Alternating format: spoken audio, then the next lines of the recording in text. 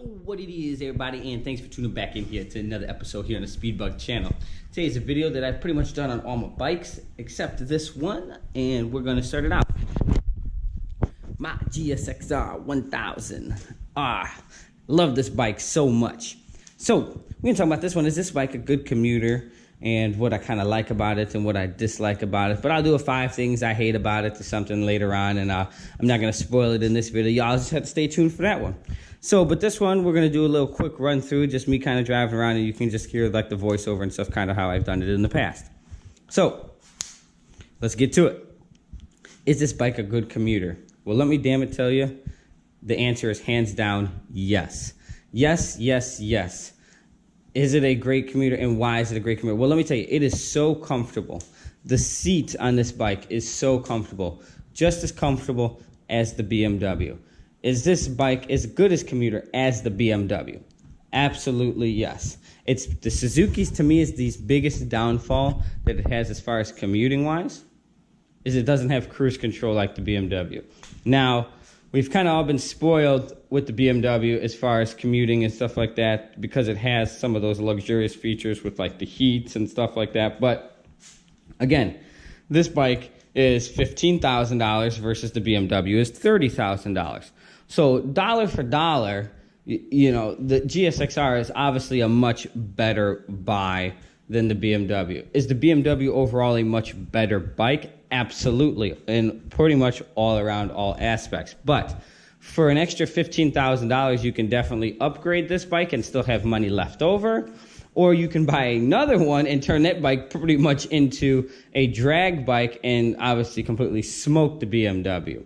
But the BMW, again, as I always say, is the all-around best sport bike overall as a complete package. Now, I'm not saying best bike ever, because there's a lot of other bikes out there that do things better than the BMW, as I've mentioned in other videos. As I've said, I think my V4 turns much better. The V4 has more torque. The 959 is nicer to drive on the street. You know, I'm not going to go into a long list of, you know, the R1s and the Hondas and the Ninjas and what's better and what's not, but each bike has its own market. But this bike, back to it, is a great commuter. And it's a great commuter. It has a very plush seat. You are not raked so high up with like your ass so far in the air and raked so far forward where it hurts your palms when you're riding. Now, keep in mind, I also rode this bike all the way home from Tampa when I got it, which was about 3 hours. And again, to me, the worst thing about it is riding it all the way home, besides like when it kind of like rained and stuff like that, but that's, you know, that's weather, was the fact that it didn't have cruise control. But every 100 miles, 120 miles or so, I'd get off, stretch my legs, and I wasn't cramped up, like my back didn't really hurt or anything, because your foot pegs are kind of more so kind of just directly down, but they're a little bit behind you, but not completely all the way behind you like how they are on the Ducatis. Again, those bikes, and the foot pegs are also raised more. So again, those bikes have a little bit more lean angle. They can lean a lot better. I'd say lean maybe a little bit more than the GSXR by a couple degrees, but not by much. But those couple degrees make a big difference when you're doing 140 miles an hour around a turn on a racetrack, which is the Ducati is all about racetrack inspired first. Now, we're talking about street manners and street bike and stuff, as I've mentioned before in my other bike. Is the Ducati a good commuter? Absolutely not. It pretty much sucks completely as a street bike, but the GSXR is a great street bike that you want to get down with. It's about just as fast. That this bike has the Brock's full Predator system exhaust. It has a flash done by Blaze Cycle, and of course a nice fuel map by them to even everything out. Air filter, a couple other small things, bolt-ons, but overall nothing crazy, just to really de-restrict the motorcycle and bring it up to speed and up to par. I can tell you this right now, the way the bike is, there's absolutely no way in hell if both bikes started out that one would completely walk away from each other. It would pretty much come down to the rider. And if you screw up in either one, they're pretty much going to be dead even. Now, up top, that's a completely different story. Then you have gearing and stuff like that. But, you know, we're not talking about strapping them, wheelbases and stuff like that. They're so close within each other. But riding this GSXR makes it a much more streetable bike. Again, like I said, certain bikes shine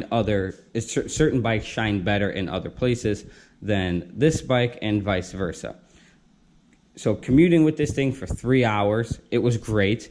Like I said, it didn't really hurt my wrists. The brakes were good. The heat was not unbearable. The frame doesn't get hot. You're not boiling your nuts underneath the seat because it's an inline four. It get good gas mileage at like 80 miles an hour. I would say I was wrapping up. This is a 1000, keep in mind.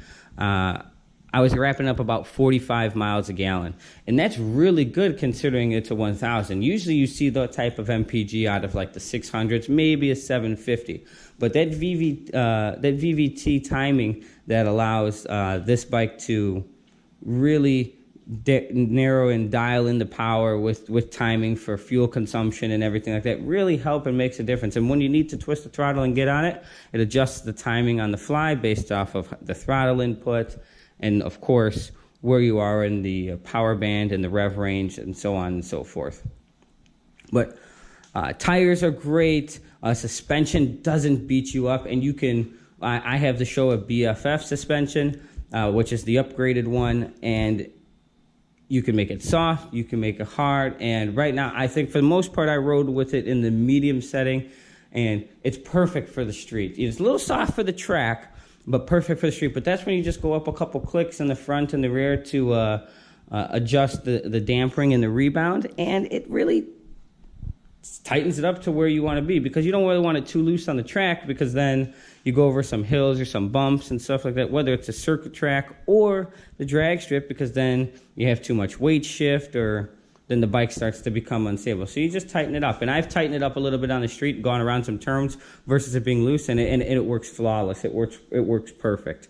So I really have no complaints, and I really like this bike. To me, its biggest competition is in this category as far as price wise is the ZX10RR.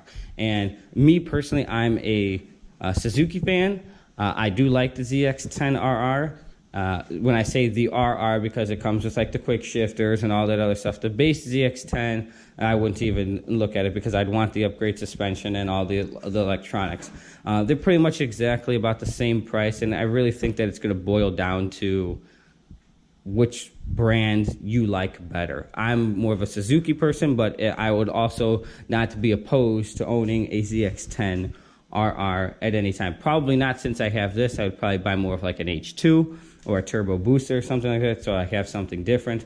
But that's going to be its pretty much closest competition. And between those two bikes, I really don't think that you can get anything better, because they're just killer for what they are. And after that, if you want to get everything else and ride it on the street and have an awesome experience, then of course I think you really do have to go to the S1000RR. But again, you're spending twice the amount of money. So in conclusion to my quick review, I think now I have about 1,000 miles or so on this bike. It's great. I like riding it. I almost ride it just as much as the BMW. It's probably the bike I ride almost the most. Again, it's super comfortable for the driver, super comfortable for the passenger.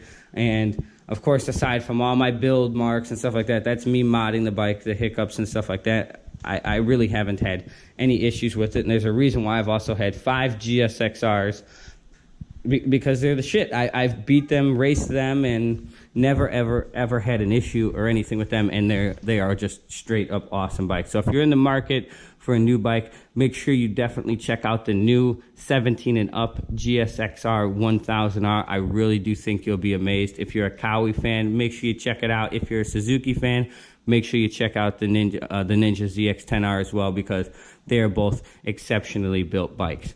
And I don't think you're going to be disappointed. The technology that's coming in new sport bikes is unmatched, and what the BMW had 4 or 5 years ago really put the bar up and really told these other manufacturers to step their game up and step their shit up. And now a lot of the things that are on this bike is what the BMW had. Yes, it had it 4 or 5 years ago, but it makes them step up their game to obviously play catch up, so that other people can afford some of the luxurious features that the BMW did have 4 or 5 years ago. Because let's face it, 30 grand or so for a motorcycle, I mean, that's a nice car. Not everyone can afford that versus a $15,000 motorcycle. So, but again, that's BMW. You're going to pay a name, pay a premium for the name, pay a premium for the bike, etc.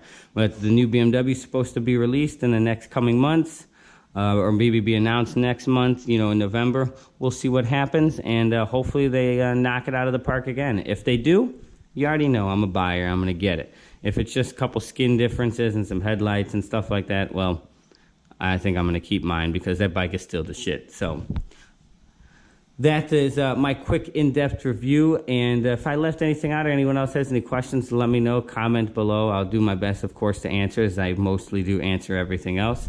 But that's going to conclude it here for today's episode on my GSXR1000R. I love this bike dearly. It's quickly becoming one of my favorite bikes next to the BMW. And check it out. Like I said, don't be closed-minded. Check them all out, ride them all. When you sit on one, and like I always said in my other videos, you'll know it's the right one. So again, that's going to conclude it here for today's video. I hope you all liked what you saw. Don't forget to subscribe.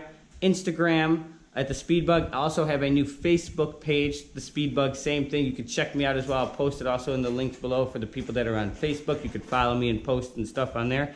And we will catch you here for another episode here on the Speedbug channel. Deuces.